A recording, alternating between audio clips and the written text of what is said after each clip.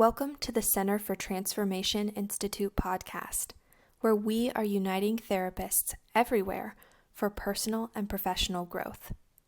Your journey starts here, at the place therapists grow. John and Sungshim, it's so good to be together with you today. Mm-hmm. Yes, thank you. You too. Yeah, I'm so excited to get to talk to you. I was really glad to get on the call with you. I think it was December when we met first. Yeah. I'd been trying to get a hold of you for like a year or so. And then finally we got together and I was so glad. And I've definitely so enjoyed Joyful Journey. In fact, it's part of my daily routine. Wow. Yes, this morning even. In fact, I woke up, I think it was early in the morning, like 3 or 3:30, and I said, I'm gonna do a thought rhyming. I feel like that's what I need right now. And so I just love Joyful Journey. And so just to be able to talk with you both and share has been really great. So I'm looking forward to interviewing you today just about your life model story and just to be together. So this is going to be great. Excited. Yeah. Yes, same. Thank you. Thank you. Yeah. So I would love to just hear a little bit more about what your life model story is. How did you first learn about the model? What is your story? Should I Yeah, say, yes. okay, so we were young parents, just had Zachariah, and I had the day off, so I decided I would go with Sungshim. She went to BSF, Bible Study Fellowship at Patnaz. So, and I'm walking around with Zachariah in the ergo, which is like this front face carrying. And so I'm just walking around the campus, while we're spending the day together, but she's at BSF, and I see this little trifold pamphlet about something that Jim Wilder and Life Model was presenting, and just an intuitive sense like, oh, Sungshim, we have to check this out. That was it. It was just in this like place that they had all these flyers, and I was looking at things, and so that's how we discovered it. And then that was the very beginning. And then I think you took next steps. Well, I think it just maybe to give you a little background of John, that will be helpful for the audience. So obviously, Life Model Works put the Pasadena is one of really mega churches, it's humongous. And then they have a various ministries. And then John was looking through those things and he found what Jim Wilder wrote about what Life Model Works. And then it really caught his attention. And I think it's because we both were trained in marriage and family therapy. John was a pastor back then. So we are just always looking for ways to help our people, what it means to be a follower of Christ, relationally, emotionally, spiritually. So it's not on one side of the church life, but just everywhere. So then both of us are always looking for it, but John has an eyes to just detect or just notice something, maybe because he's looking for it. So he found that in that little, we didn't know who Jim Wilder, nothing, but then what it was shared on the pamphlet stirred in your heart. And then he shared that with me, and then like to confess, I was like, what is this? Like, who's Jim Wilder? I don't know who this It wasn't guy a is. fancy flyer at all. It was like a piece of paper trifold. Simple. Yeah. So then I'm like, what's this? I like, that's just like, that's me. So I can share that is my weakness. And then I dismiss it. And as an Asian person, we kind of tend to go after like a name brand, like, already established, that's just me, part of me. And then, so then John shared, but then something in him, this is really good. So then John shared that with Anna Kang. The three of us went to school together. We are good friends. So then John is very aware that Anna is always looking for the way to experience deep transformation and healing because of her own journey and all that. So she gave it to Anna. I did. Oh yeah, you gave it to Anna.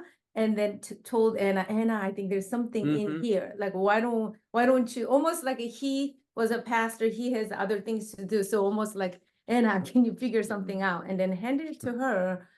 And then Anna saw it. And then Anna right away reached out to Kitty. Because Okay. they had a shepherd house at the time, counseling center. So basically Anna called and then Kitty pick up. And then Anna say, can I make an appointment? That's how our relationship unfolded from that time on. Yeah. So was Kitty working in the office back then? Is that Kitty, Shepherd House is an organization, Life Model Works, kind of the whole book and staff were changing, but that's the hub of their thing. She's doing prayer counseling. She Katie was doing prayer counseling. Kitty, and then there are 3-4 more prayer counselor back then. Oh, interesting. Okay, great. So that's how you got connected, just happenstance. Well, we know nothing with the Lord is happenstance, right? Like very ordained, and that's amazing. And so when we think about, you got connected, how many years ago was that? Maybe? Oh, wow. 2007, 8. Okay. Yeah, because when Zachariah was born, he's 1. Yeah. So 2007 or 8. Yeah. And you had been you had been therapist for how long by then? Well, I graduated in 2002, so practicing since then. Okay, great. And so about 6 years, you had been a professional therapist and you came across the model and you said, hey, I'm interested in this. Anna was the one who kind of moved forward. Yes. Getting connected. And so then, the rest is history, but that's the history I wanted to kind of ask about today. So I know I didn't start our time together with you telling about who you are, but maybe this part will pull that in. At what point did you know that the life model was something different from the modalities you had learned about in school, that it was something you really wanted to pay attention to? And maybe you could kind of incorporate a little bit more about yourselves and how you came into therapeutic practice to begin with. I don't remember any specific points when I knew, but just it seemed like a little holistic, and there was a pattern of growth, so I think just that simple maturity model, like that's super helpful. And I was drawn to that, and so I do remember the green book. I don't know if anybody, that was like I think the first one. Yeah. So buying that as a pastor and getting extra copies and wanting people to go through it, but that's the first memory. Like I just drawn to like, oh, there's a pattern of growth for humans. Right. It's like an Ericksonian type of thing, right? That in grad school, or even, I remember you learn about Erik Erikson's developmental model in high school, right? And all and then to see it applied to the biblical concepts. Really cool. That's right. For me, since John was a full-time pastor back then, so he was more the first person who noticed it and then share. And then now I was just full-time mom at the time. Okay. So Anna, there's a group of friends who get together, just before this like we are staying in touch, and we kind of it's like a processing group. So, graduate students, but then graduated, and now in the same town around Pasadena, we get together and we talk about our life. And so there is that group. And then the Pasadena was Kitty and Jim's home church. That's why they have a platform where they teach. That's why their brochure was there.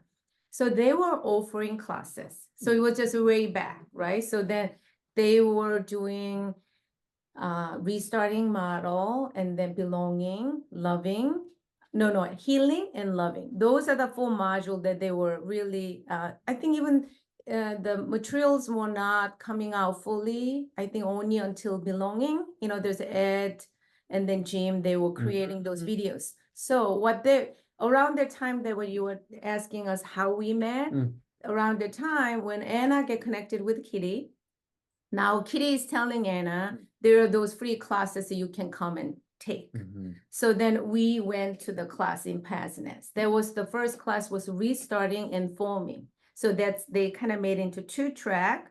So I think we took both, even though that's almost a level 1 in their mind. Mhm. It was video. They already created Ed and Jim. So we watched the video, and then that's like, okay. So we began with the friends, like 4 friends were taking the class together. John was not there, so we were there. And then, okay, good, restarting, a lot of anyway, restarting class. And I really personally like forming because it was a spiritual formation So then restarting was designed for more quote unquote wounded people.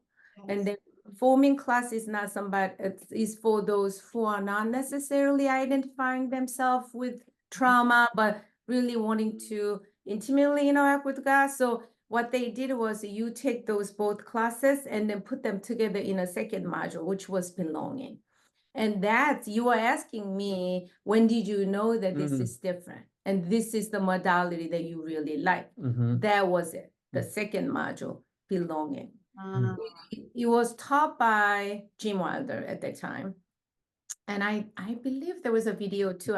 So we had a workbook, and then he's teaching the importance of belonging. Basically, that's where you are learning about RC concept, and then encourage you to notice when your RC is off and on. And there was all that like kind of brain science, all the things that it's now all written down. But that's where I'm like, oh my gosh, this is really amazing. This is something I never knew. So belonging is the one that really like opened my eyes to really deeply appreciate what they are talking about.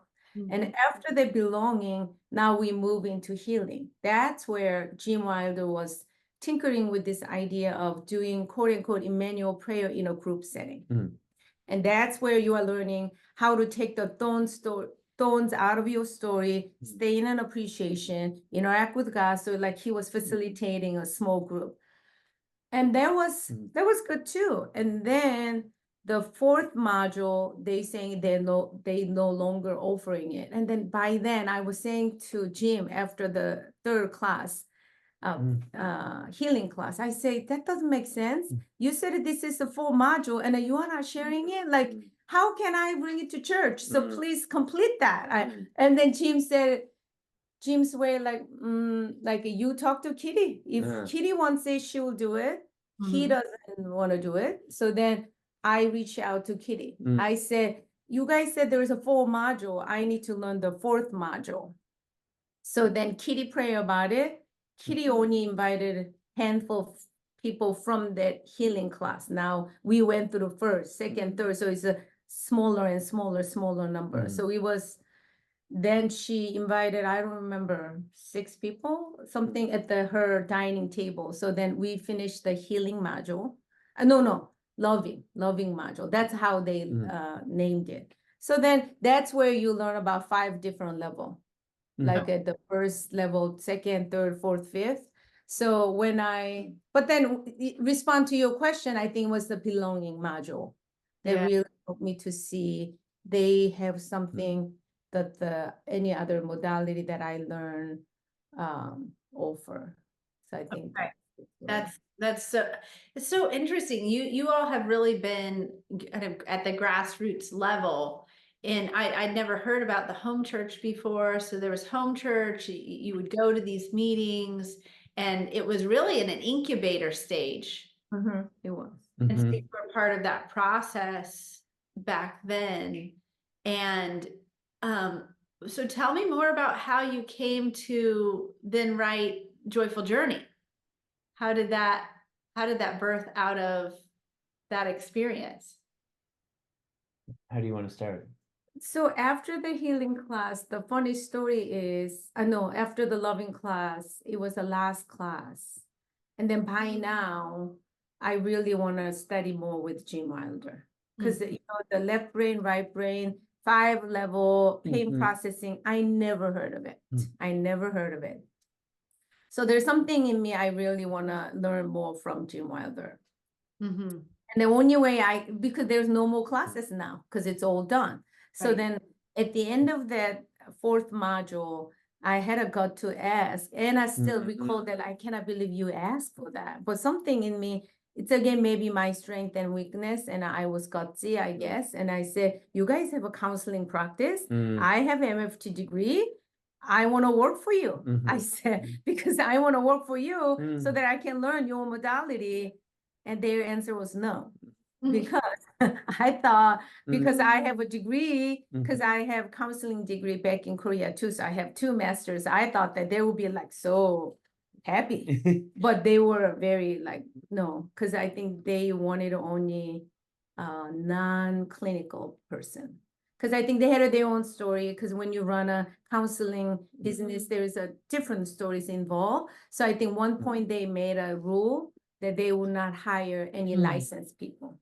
They Okay. rather hire somebody non-licensed so that there's no legal, whatever, all different things that they have to, as an organization, have to manage. So then he did say no. And then few days later, we got an email from Kitty saying it actually, Jim has been praying that he had a connection with the Korean people who are really pursuing him and brought him to Korea and then teach. So he was open to God. God, if there are any Koreans or Korean Americans that I can share this kind of thing so that eventually they are the one that, because he know the limit. He cannot always go to Korea and then using the translator to do it. So then Kitty wasn't aware of it, but then Jim was praying. So there's 2 Korean girls, me, and then that's at the time Anna was there. Since we asked for it, Jim said, "Oh, actually, it's like almost answer a prayer. So like let me meet up with them." So we sat down, and then Jim said, "If at that time I was the one that who has a license. If you make it inactive, so that I would not. Anyway, I wasn't formally practicing it, so I would just put my license inactive." So then I did that. That's how much I really want to learn. That's how much I was invested in. So I worked there, me and Anna, and then you see clients as a prayer minister or the prayer counseling. So kind of Emmanuel prayer. And then what I really enjoyed was every Tuesday, I think it was a Tuesday, we had a staff meeting. So then that's where Jim will unpack, this is what I've been thinking this week. So like now, so we learned that, and that didn't last so much, I think year and then 2 year, I forgot. And because they choose to close it. And then that's where I said, Jim, like, I need to learn from you. Where are you going? Then that's where I pursue. And then that became into more like living room now. Okay, but then that's not what you're asking. So then while I'm learning from him, I already was very interested in Carl Lemon because he was already put things in before the book came out. There was a lot of writings that he put it on a website. I don't know if you've ever read his essays. His essays are like 100-page, single-spaced, 50-page, So so I printed out like some of those essays and literally and put in a 3-ring binder and say, like this here you go, hon. You exaggerate, hon. It's like less than 1 inch. Okay, and then I say, hey, hon, like I know you're interested. I skimmed it. It looks really good. And then you would read. So then I would like read and study, like the just typical Asian girl. Like, so then I'm just studying. And so there was this concept called anyway, he was talking about basically attunement. And then there was one line that really caught my eyes. When you are experience attunement, you feel seen and heard and cared for, or something like that. Actually, later I went there and then looked for it. Did he say that? But it's like that, feel and seen and maybe careful. And then he just explained more attunement in a very methodological way.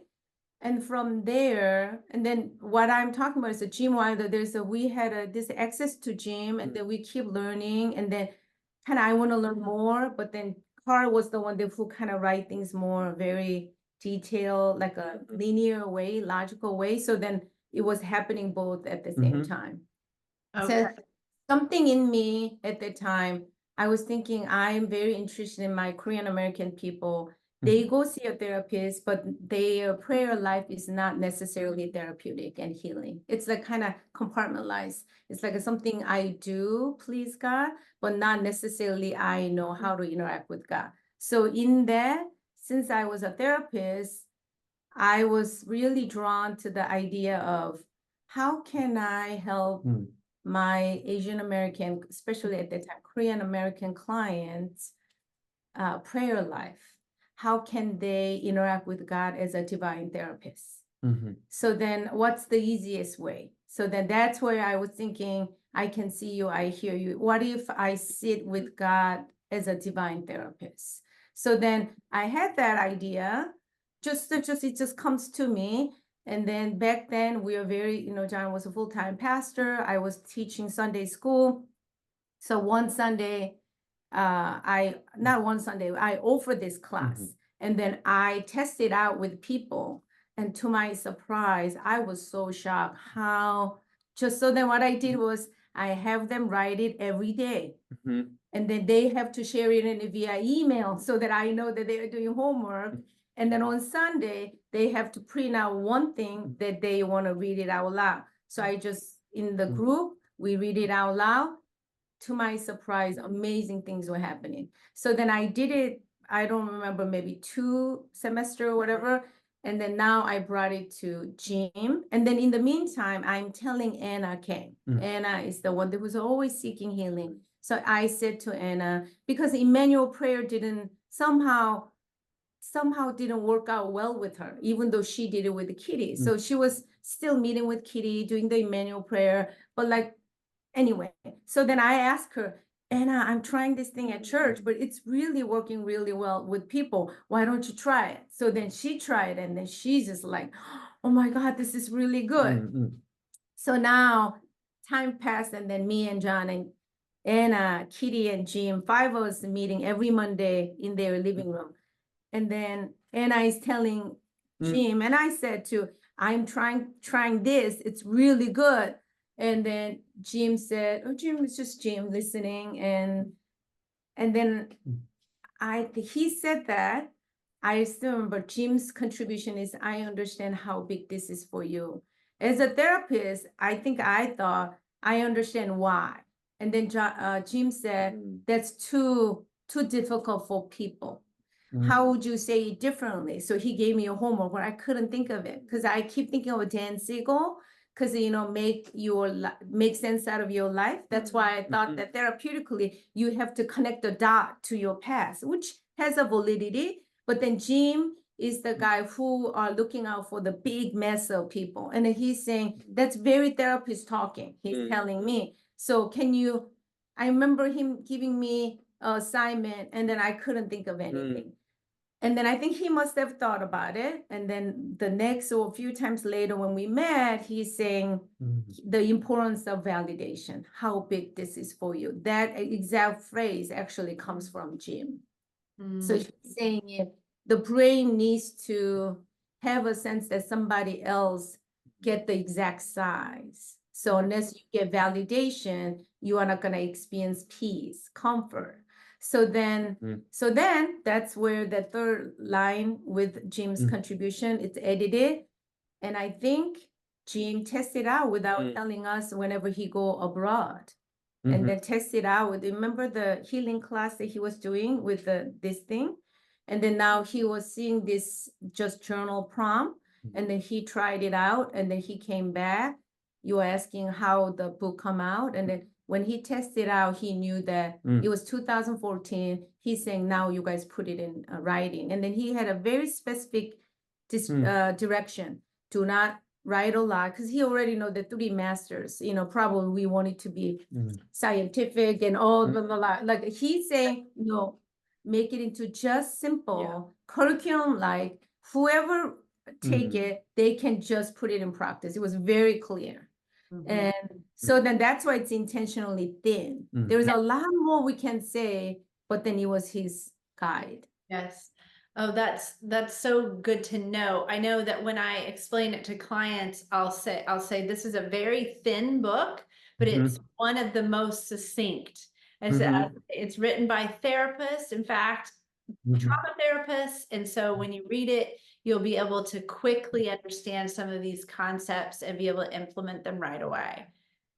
So that fits exactly what you're saying, even though I had never heard that before. So very, very interesting to know the history here.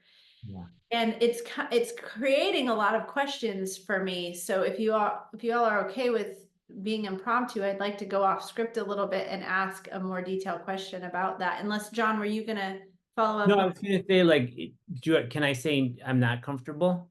Yeah. You Is that can an option? say it. Arm wrestling virtually if you like. I'm comfortable. I didn't know we had a script, so go ahead.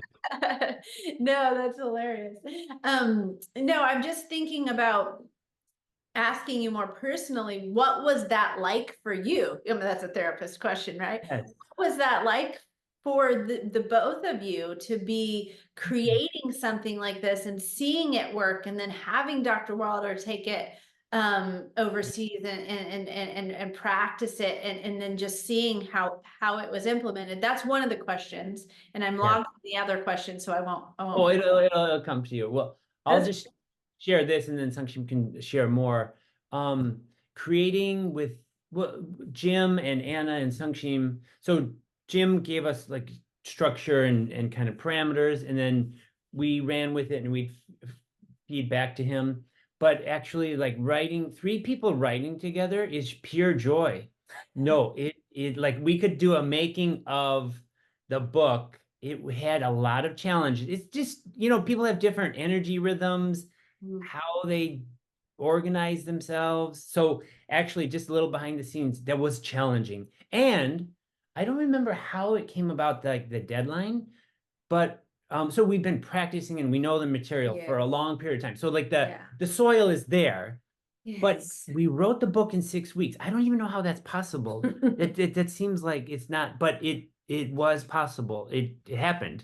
And so that's just a little snapshot. And then Jim, a good word that he gave it would be better to release something imperfect than go another 1 year, 18 months and make it like better, because it's already been released and it's making a difference. So yeah, there's things that we would definitely like in flesh and do better, but I think Jim's right. The wisdom is there. Release something imperfect. And so that's something that I really took away from that. And 3 people or 2 people or writing together is challenging, and the making of it has its own ups and downs and bumps and bruises, but so that's why I joke is pure joy, because it was not pure joy. It had joy and it had challenges. That's right. So Han, you want to chime in on like what was it like? I mean, but our meeting with Jim was great. You know what I mean? Like, that was encouraging, and he gave us a platform. And that's like so huge. Like, that's what elders do. So we are so glad to have that modeled and experience that. And we see like our kids are getting to that age. We're not quite in that stage, but I'm like, oh, I could see that desire. We can do little steps of that with people. And so it's like so beautiful. It is. I mean, as you say it, I think about Jim's wisdom. It was 2014, so it's 10 years later now, right? I don't think that I fathom the depth of his wisdom or his care and love for humanity. I don't think I would say I didn't get it back then. I have to say it. Just 10 years later, looking back, his wisdom and his care for people really shines, because he was correct. He was right. And my ego, whatever the thing, I want to make it about me. I know this, but he really, so when you say it, I'm very touched by his wisdom and love for people. How was it like for me to, how did it feel? I feel honored when he say write a book, and also, so I don't want to say all the in between, because I can talk a lot, but now looking back, seeing this really touch people's life, I knew it back then, but again, 10 years later, I can clearly see and say it is a gift from God Mm. for the world. Mhm. That's all I can say. Like Mm. I feel privileged. I feel honored Mm. that God used me and us, the small thin book Mhm. as a portal through which Mhm. people encounter God's love. Mhm. It is just so precious. Mhm. And the 10 years of this thing, there has been I will not make it all like pretty. Like there has been my inner journey with that. Like feels like it's mine. I did it, like, a lot of in the beginning of it. But as years goes by, it's clearly God's gift to the world, Mm. free gift. It's like, I'm sorry to say this, it's a gospel. Whoever humble and just curious and put it into practice, then God meets you as a divine therapist. And that's how I'm grateful, very, very grateful. Oh, that's so beautiful. And it's true because oftentimes I'll ask someone, have you heard of Life Model? They wouldn't have heard of the lot model, but oh yeah, I've heard of that book, or we've done that in Bible study or something like this, right? So it's very well known, I think, in the Christian communities, and it's really beautiful. I hear you. It's an honor to have been a part of it. And you being used by the Lord in that way. Mhm. Yeah. So here's another question, and I think I need a little setup around it. So we talked in December, and I told you what the project I'm working on, right? That we're working on a continuing education credentialing program with Very Life cool. Model subject material, right? Yes. And so hearing what you're saying, John, just feeling the same way that Dr. Wilder is such an elder and so generous with offering his wisdom, and so that other people can use their skills to, be used by God as well. And so he's not stingy holding all this information. He's very generous in giving us these platforms, which is really, really such a gift. And so one of the things that we're trying to do with the curriculum is create modules, right? So we're creating an introductory module right now. We're hoping for it to be ready in the fall of 2024. Then we'll be doing a module on multi-generational community, which is more around that first principle that's talked about in Joy Starts Here. Then we're going to be going into Emmanuel lifestyle for the third and fourth modules. So Emmanuel lifestyle, as well as the Emmanuel approach, right? In terms of the trauma healing that Dr. Lehman has come up with. So my question for you has to do with where do you think that joyful journey and Emmanuel journaling fits in that concept of Emmanuel lifestyle? Because it's about living in constant communion with the Holy Spirit, but then there's also this opportunity to experience trauma healing with the Holy Spirit, right? And so I'm just interested in what your thoughts are about that. That's good. Oh, it's a big, where does it fit in? I think most people do manual journaling when they're in pain. So that's just, that makes sense. Like we seek out pain relief and prayer, maybe any kind of prayer, any kind of like small group can be used that way for good and for limited healing.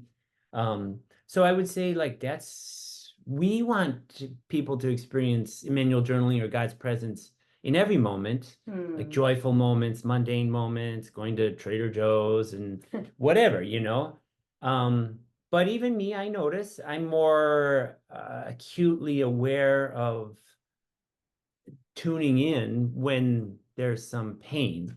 So how do we start where people are, right?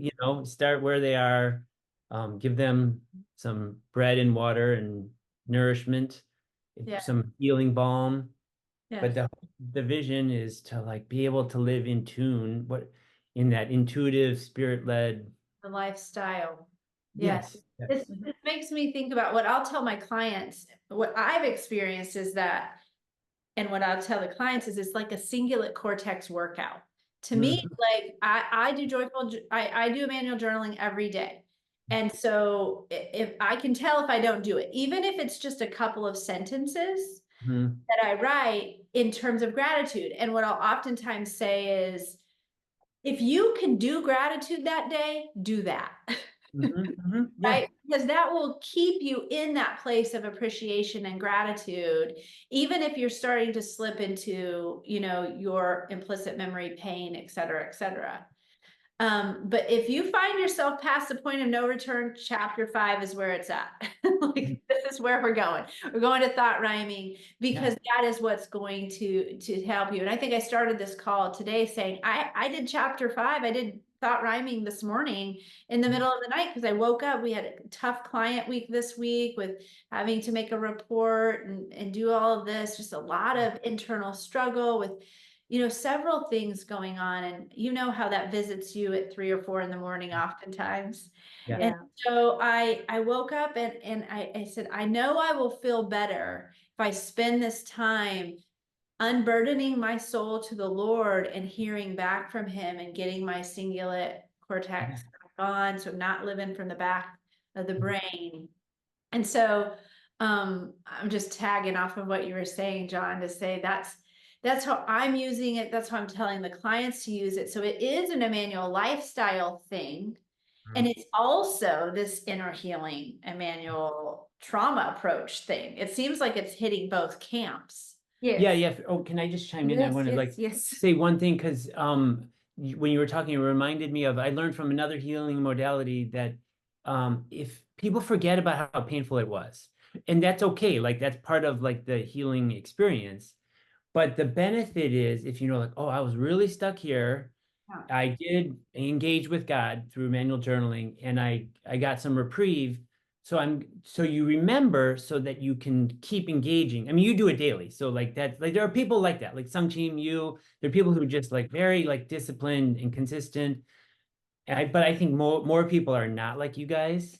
That you guys are uncommon. But the rest of us are common. We do it in spurts and then stop. So the reason I'm saying this is, oh, if we can remember that it was painful and this is what helped us get out of it, then that could increase the probability that we can do it outside of the pain. So that's why I wanted to make that comment, that, oh, this is helpful. So if you do it like on a daily basis, that's super good. So go ahead, honey. Sorry. Okay, so when you were saying it, you are not looking for an answer, but you are just speaking out loud in terms of you creating a module. Where do you think that Sungshim, this manual journaling fits? So what comes to my mind is, I'm not sure you are familiar with the phase-oriented treatment. Phase-oriented treatment is, CPTSD, when it comes to complex PTSD, they were saying, first phase is stabilization. You just need to make sure that, your client is not suicidal, whatever, like you need to make things stable. And then when it goes to during that time, you teach them how to regulate, self-regulation skills, you resource, so that basically you need to build your client's capacity big enough to handle for the second phase, which is a trauma processing. That's where Emmanuel approach. You have that painful memories. Now with a facilitator, you go into actually either the Carl Lemon, that thing, or EMDR, whatever. So, okay, that's the trauma processing. Once you do the second phase, naturally there's attachment wounding, grief, integration will take place. So that's why they say there's a 3-phase oriented treatment. And then as we know, we have to, it's not something that linear, it goes probably like, more circular. So I think of Emmanuel journaling, like you said, interactive gratitude is resourcing. So it can be very beginning, you can introduce as a practice, and not many people know that you give thanks to God, and then also hear God saying it as a thought rhyming. I see your heart beating like very steady, but also like you are excited inside of you, because a lot of people, trauma A is absence of those people who amplify my joy. So I will not just limit to Emmanuel journaling. Interactive gratitude part is only like I'm giving thanks only. The more I practice, actually, gratitude is a safe place to access your grief. Mhm. The reason that you are grateful is because there was a background of something absence. That's why you can notice that gift much readily. So then I would almost help people to resourcing practice as an interactive gratitude. Trauma processing is not something Emmanuel journaling can tackle, in my mind, because you need the specific memories that you target. You need an individual like you and me, other facilitator. But what can be done, trauma? So once you have a session with you, clients go, but then they are people who have a lot of trauma, triggered by trauma cues every day. Yes. It's not just one memory. It's not trauma is not an event. It's an environment that you live in. So then now you go after the individual session, now clients notice the things that you get triggered and then talk to God about it. So that's where also it can be useful right there. And then the third phase, it's almost now integration. That's where the lifestyle, but then there will be a lot of grief work. Trauma work cannot be done without grief work, because whatever we miss is, I'm feeling it right now every day, but then it's not so overwhelming, but then it just, you have it. But those little moments, if you can notice it, take it to God, and then receive God's attunement, beautiful. That's just, so those, I think Emmanuel journaling can be used in each stage in a different kind of like flavor. Mhm. Except for the second part of trauma, exact processing, you need somebody else to really target the memory and do that part. So that's my understanding. That is very well said. Thank you so much. I mean, I'm an EMDR therapist as well. I know you two are also, and so I hear exactly what you're saying with the resourcing and just keeping that cingulate on with the Lord, keeping that connection alive with the Lord.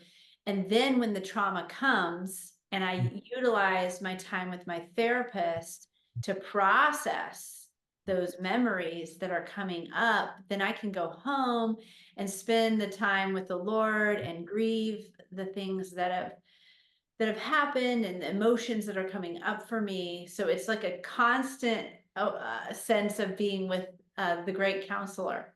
Mm-hmm. Just Yeah. really teaching my brain to live in Emmanuel presence. Yes.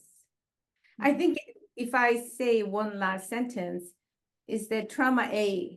It's not going to be a sentence. Okay. It's going to be a few. It's gonna be few. So absence of good thing. So not living my life without somebody loving who has a bigger capacity. That's something a lot of us suffer from. So Yeah. that's why it's not a one time or a few time. It's a life ongoing. We Right. are in need of their presence always until we die. Even though I'm 50 something now, definitely bigger capacity than 20s or teenager years. But with the teenage kids and then moving into my 50, 60, 70, I'll be always in need of somebody bigger. Yeah. So that's why. This is the reparenting of Mhm. the Holy Spirit Yep. in our Mhm. lives. Yep. Wow, it's just beautiful. And what I'm thinking about as a result of our conversation is just how we'll even be able to utilize this recording as we're creating those modules to help us kind of conceptualize what the thought process was behind creating Joyful Journey and the Emmanuel journaling process, and how it fits into the big picture. I mean, it's really because it's the Holy Spirit that inspired this, and what the Lord is doing in our world right now in terms of helping us become more whole, so that we can not just speak evangelistic words, but we can be salt and light in the world, because we're becoming whole. And so it's not even the words we speak, it's just our presence that's Yeah. transmitting his presence, his love, his joy. Beautiful. Beautifully said. Transmitting his presence. Mhm. Beautiful. Yes. Yeah. Yeah. So I hope this is just the first of many more conversations that I'm able to have with you all as we are just continuing the journey. You know, it's a privilege to be on the earth at the same time Mm. as you, and to be doing this work, be it about our Father's business. Yes. Can I share something about this? Is kind of the hoping people can engage with God about things that they're interested in.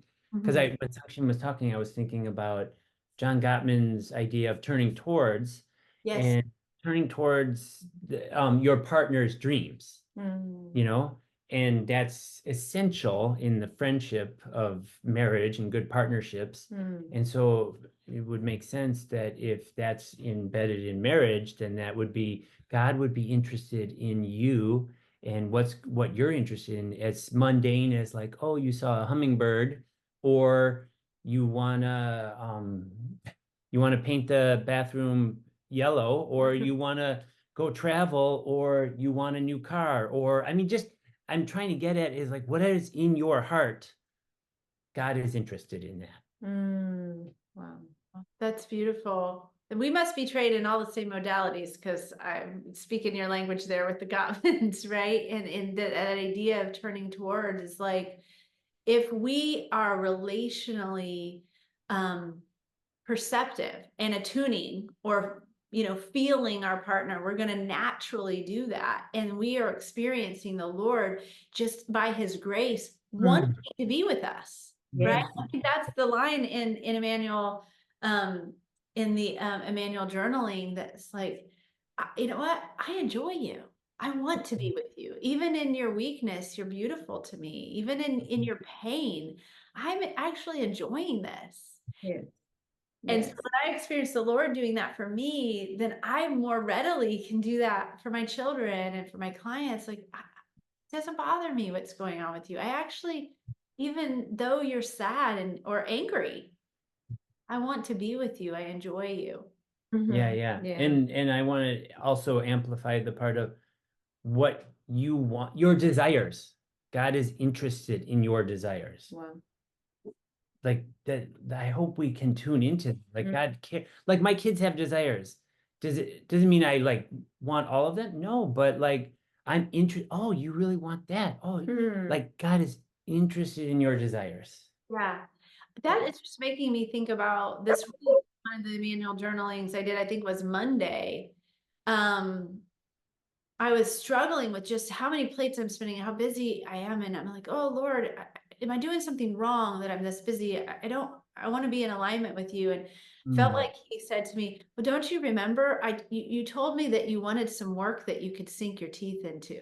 Mhm. It's like, Uh-huh. Wow.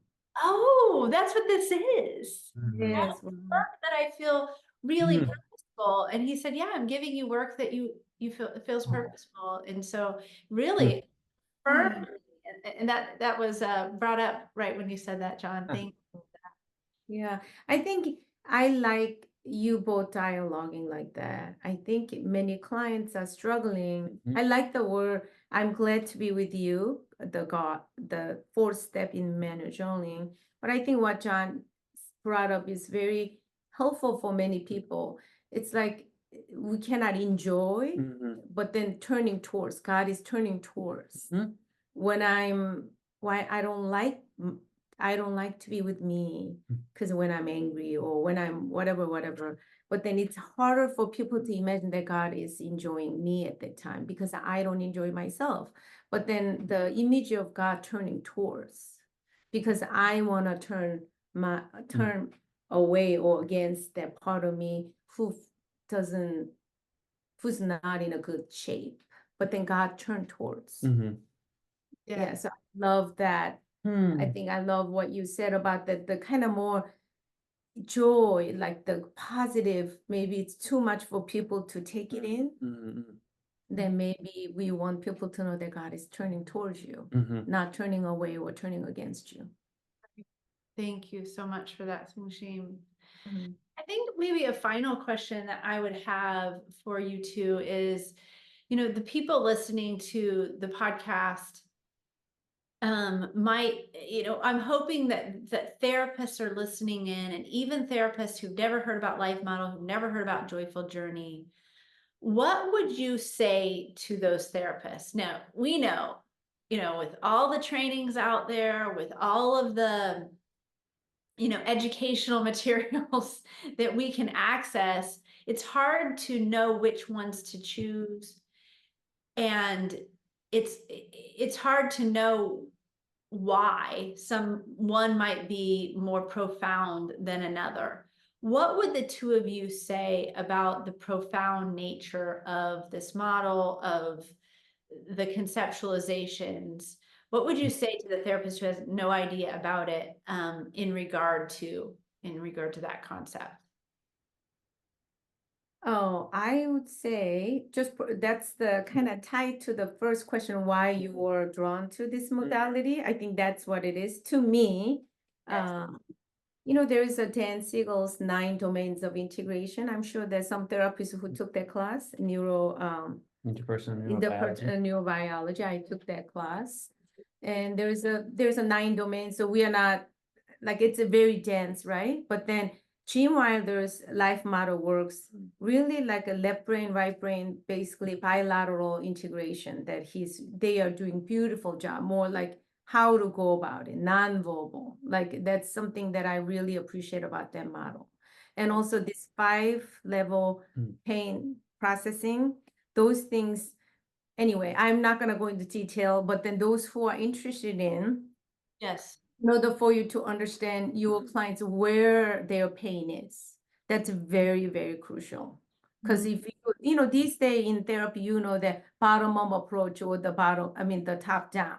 So in order for you to even know like what life model will help you, the Jim Wilder will help you, is that even seeing your clients, oh, this client is stuck in level 1 or level 2, level 3. And then the trainable, he's saying the level 3 up is something that you trainable. So you can call it almost a top down.